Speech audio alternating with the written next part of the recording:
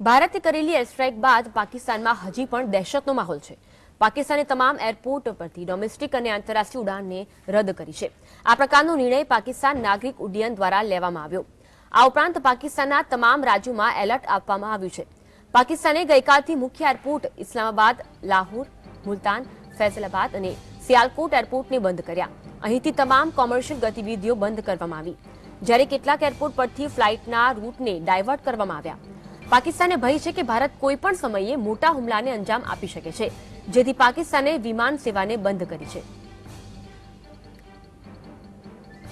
તો પાકિસ્તાન હજુ પણ દહેશતના માહોલમાં જોવા મળી રહ્યું છે। પાકિસ્તાને તમામ જે તેની ઉડ્ડયન સેવા છે તેને બંધ કરી છે અને ફ્લાઇટ્સને ડાયવર્ટ પણ કરી છે।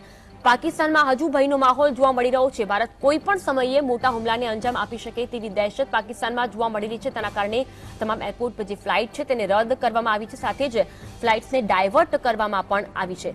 તો પાકિસ્તાન નાગરિક ઉડ્ડયન દ્વારા આ નિર્ણય લેવાયો। ઉપરાંત પાકિસ્તાનના તમામ રાજ્યોમાં એલર્ટ આપી દેવામાં આવ્યું છે।